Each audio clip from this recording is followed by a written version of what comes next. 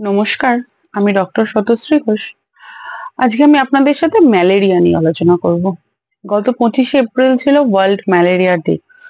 তো নানান কারণবশত ভেবেছিলাম কালকেই এই কথাগুলো আপনাদের সাথে আলোচনা করব, তো নানান ব্যস্ততার জন্য হয়ে ওঠেনি। আজকেও ভাবলাম চেম্বারে গিয়ে বসেই আলোচনা করব, তো পেশেন্ট ছিল আর হয়ে ওঠেনি। তাই ভাবলাম রাত্রে বাড়ি ফিরেই আপনাদের সাথে একটু আলোচনা করি। যাই হোক, আপনাদের থেকে এত রেসপন্স পাচ্ছি, আমারও খুব ভালো লাগছে এই জিনিসগুলো নিয়ে আপনাদের সাথে আলোচনা করতে। আপনাদের নানান প্রশ্নের জবাব আমি দিতে পারছি, এটাতে আমারও খুব ভালো লাগছে। এইভাবেই আপনারা আমার পাশে থাকবেন। যাই হোক, শুরু করা যাক ম্যালেরিয়া নিয়ে কিছু কথা। তো আমরা আশা করি অনেকেই এটা জানি যে ম্যালেরিয়া হয় যে প্লাজমোডিয়াম মশা, যে প্লাজমোডিয়ামের 4টে স্পিসিস আছে।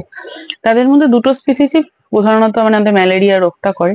4টে স্পিসিস কি কি আছে? Plasmodium vivax, plasmodium falciparum, plasmodium malariae and plasmodium ovale. তো এর মধ্যে আমাদের প্লাজমোডিয়াম ভাইভ্যাক্স আর ফ্যালসিপেরামটাই মোস্টলি কারণ হয়ে থাকে। তো ম্যালেরিয়ার অনেক রকম প্রকারভেদে হয়, যেমন acute benign, chronic benign, tertian malaria, pernicious malaria. আমি আজকে প্রধানত অ্যাকিউট বিনাইন টার্সিয়ান ম্যালেরিয়াটাই আপনাদের সাথে আলোচনা করব। একটু সংক্ষেপে পার্নিশিয়াস ম্যালেরিয়াই বলবো। যদি কোনোদিন আপনাদের ভালো লাগে জিনিসটা আমাকে জানাবেন, আমি প্রত্যেকটা টপিক নিয়ে আপনাদের সাথে ডিটেলস আলোচনা করব। তো আজকে শুরু করি অ্যাকিউট বিনাইন টার্সিয়ান ম্যালেরিয়াটা নিয়ে। কি হয় অ্যাকিউট বিনাইন টার্সিয়ান ম্যালেরিয়াটা? সাধারণত প্লাজমোডিয়াম ভাইভ্যাক্স এর কারণেই হয়ে থাকে।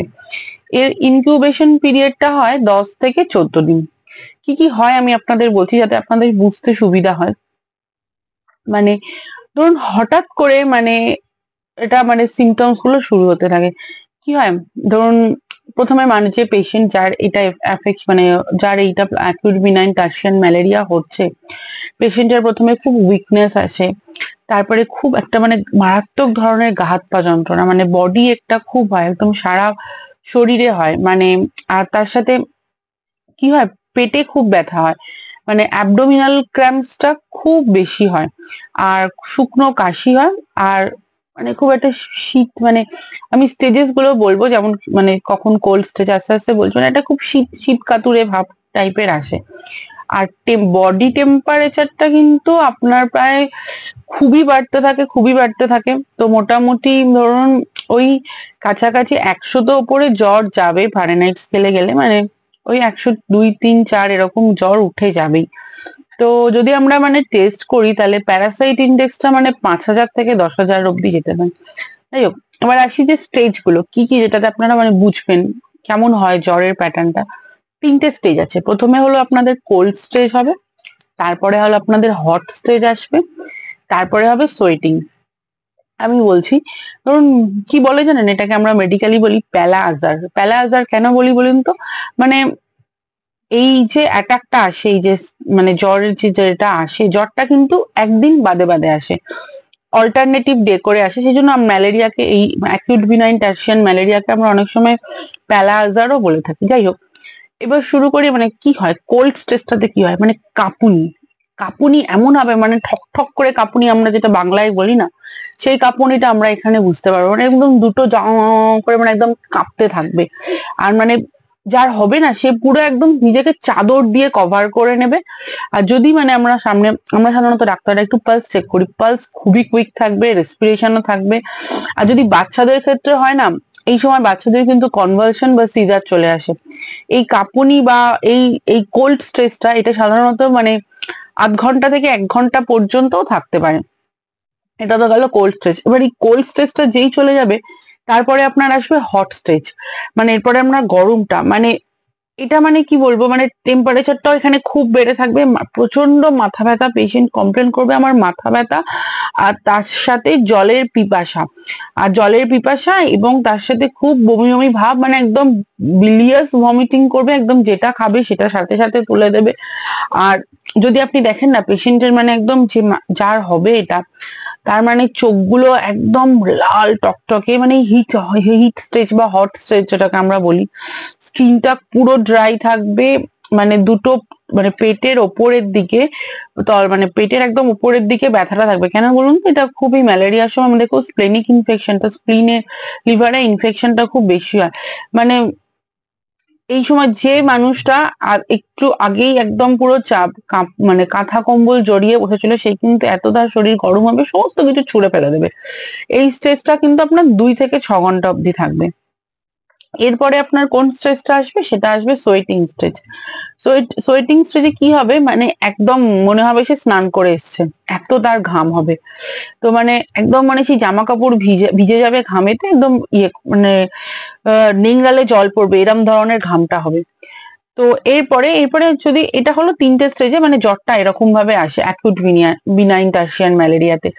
আর ধরুন, আর যদি এই সময় আমরা ব্লাড টেস্ট করি, মানে সেটা তো লিউকোসাইটোসিস হবে, ইনক্রিজড মনোসাইট, সেগুলো দরকার, সেগুলো মানে হবে। আর ক্রনিক বিনাইন টার্সিয়ান ম্যালেরিয়াটা কখন হয় বলুন তো, মানে ধরুন এই সিভিয়ার প্যারক্সিজমাল যদি এই অ্যাটাকটা হতে থাকে, মানে এই মানে অ্যাফেক্টেড ইন্ডিভিজুয়াল না কিছু সাম ইমিউনিটি অ্যাকোয়ার্ড করে নেয়, তো তখন মানে গ্র্যাজুয়ালি যদি বারবার এই অ্যাটাকটা হতে থাকে, তখন সেটা হয়। আরেকটা হয় ফালসিফেরাম ম্যালেরিয়া, যেমন পার্নিশিয়াস ম্যালেরিয়া, এটা হলো মানে খুবই মানে কি বলবো, মানে এটা মানে ম্যালিগনেন্ট টার্সিয়ান ম্যালেরিয়ার একটা ভ্যারাইটি। এটাতে মানে সাবসিকুয়েন্ট অ্যাটাকটা হয়, এটা মানে একটু অন্য ধরনের হয়, ধরুন সেরিব্রাল টাইপ হয়, একটু ডেলিরিয়াম আসে, একটু ড্রাউজিনেস আসে, মানে সেরিব্রাল অনেক রকমের টাইপ আছে, সেই রকম হয়। তো যাই হোক, এই সংক্ষেপে আমি অ্যাকিউট বিনাইনটা আপনাদের সাথে আলোচনা করলাম।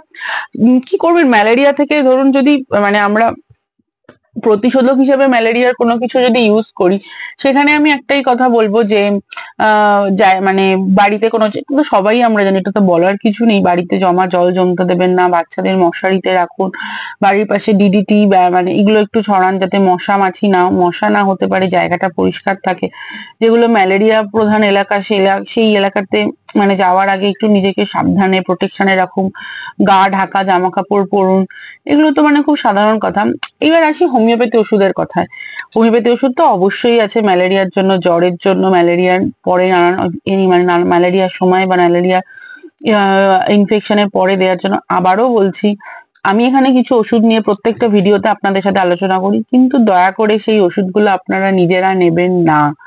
আপনারা কিন্তু আপনাদের নিকটবর্তী চিকিৎসকের পরামর্শ নিন। আমি শুধু কিছু ওষুধ আপনাদের সাথে আলোচনা করে রাখি, তাদের পরামর্শ নিয়ে বা কোনো অসুবিধা হলে আমার সাথেও যোগাযোগ করতে পারেন, নিয়ে তারপরে কিন্তু ওষুধগুলো নেবেন। প্রত্যেকটা রোগের কথা আমি যখন আলোচনা করি, প্রত্যেকবার কিন্তু একই কথা বলি, হোমিওপ্যাথি ওষুধ কিন্তু এইভাবে একটা সিমটমের ওপরে কখনো হয় না। যাই হোক, শুরু করা যায়। আমাদের একটা ওষুধ আছে পাইরোজেন বলে, মানে এটা ক্রনিক ম্যালেরিয়াতে খুব ভালো কাজ করে, যেমন তার সাথে খুব কোল্ডনেস থাকবে, চিলিনেস থাকবে, আর মানে টেম্পারেচারটা কি হবে না, হঠাৎ করে খুব বেড়ে যাবে, আর একদম মানে প্রচন্ড রকমের ঘাম হবে, মানে টেম্পারেচারটা নামতেই চাইবে না, সেই সময় কিন্তু পাইরোজেন মানে প্রচন্ড হাই টেম্পারেচার থাকবে। এটা খুব ভালো কাজ করে। আরেকটা ওষুধ আছে মিথিলিনাম, এটাও কিন্তু ম্যালেরিয়াতে খুব ভালো কাজ করে। আরেকটা ওষুধের কথা না বললে নয়, অস্ট্রিয়া ভার্জিনিকা, মানে যদি ধরুন ম্যালেরিয়া হয়েছে, ম্যালেরিয়ার পরে খুব মারাত্মক পেশেন্ট অ্যানিমিক হয়ে গেছে, এই ওষুধটা কিন্তু খুব ভালো কাজ করে। এটা তো আমরা সবাই জানি, অ্যালিস্টোনোসিয়া স্কলারিস, এই মানে এই টনিক আফটার এক্সস্টিং ফিভার, মানে এটা তো মানে ম্যালেরিয়ার সময়, যদি ম্যালেরিয়ার পরে খুব প্রচন্ড পেট খারাপ, ডিসেন্ট্রি, অ্যানিমিয়া এগুলো হয়, অ্যালিস্টোনোসিয়ার মতো ভালো ওষুধ তো নেই। বা যদি চিনিমাম আর্টস বা চিনিমাম সালফ, দুটোর কথাই বলি, চিনিমাম আর্টস এ কি হয়, একটা মানে একটা খুব রিপিটেড যদি কারোর ম্যালেরিয়ার অ্যাটাক হয়ে থাকে, বা চিনিমাম আর্টস পেশেন্টরা জানেন তো কখনো ডিম সহ্য করতে পারে না, ডিম খেলেই তাদের পেট খারাপ করবে। বা চিনিমাম সালফ যেটা আছে, তার সাথে যদি মানে ম্যালেরিয়া, তার সাথে খুব মানে স্প্লিনটা সেন্সিটিভ থাকে, বা স্পাইনাল অ্যাফেকশন থাকবে। আর মানে চিনিমাম সালফটা কখন আমরা দিই জানেন তো, পেশেন্ট মানে কোনো গরম রোগ, খুব গরম জায়গাতেও খুব ঠকঠক করে কাঁপছে, মানে তার মধ্যে শিভারিং বা কাঁপুনিটা যদি খুব বেশি প্রমিনেন্ট হয়, সেখানে কিন্তু চিনিমাম সালফটা আমরা দিই। আর এদের চিলিনেসটা কিন্তু রাত্রিবেলা 3টের দিকেই কিন্তু জ্বরটা বেশি আসে, তখন কিন্তু আমরা একটা চিনিমাম সালফের কথা চিন্তা করি। আরেকটা ওষুধ না বললে না, সেটা হচ্ছে ইউপ্যাটেরিয়াম, মানে এর সবকটা কি বলুন তো, মানে মানে কাঁপুনিটা অনেকটা নিচের থেকে শুরু হয়ে ওপরের দিকে ওঠে, আর তার সাথে হাত পা ব্যথাটাও। প্রথমে পেশেন্ট বলবে কি আমার পায়ে ব্যথা, বা মানে শীতটা মানে শিভারিংটা নিচের দিক থেকে শুরু হয়ে ওপরের দিকে ওপরের দিকে উঠতে থাকে, কিন্তু এই পেশেন্টের জল পিপাসা একদম থাকবে না। আর মানে আর মানে কাঁপুনিটা বা চিলিনেসটা বেশিরভাগ পিঠের দিকে তারা ফিল করতে পারবে। আর একটা ওষুধ যদি বলি ইলাট্রেরিয়ামও কিন্তু খুব চিলিনেস থাকবে, মানে কাঁপুনি থাকবে, তার সাথে প্রচন্ড হাই টেম্পারেচার থাকবে। আরো অনেক ওষুধ আছে, আমি সংক্ষেপে এখানে কিছু ওষুধ আপনাদের সাথে আলোচনা করলাম। হোমিওপ্যাথি ওষুধ এরকম একটা ভিডিওতে আলোচনা করে শেষ করার নাই। যাই হোক, ভিডিওটা এখানেই শেষ করছি। মানে ম্যালেরিয়া টপিকটা অনেক বড়, আমি সংক্ষেপে অ্যাকিউট B9টা নিয়ে আপনাদের সাথে একটু আলোচনা করলাম।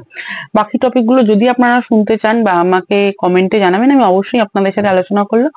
ভিডিওটা কেমন লাগলো বা কোনো বিষয়ে আমার থেকে জানার থাকলে কমেন্টে জানাবেন। যাই হোক, এখানেই শেষ করলাম। ভালো থাকবেন। নমস্কার।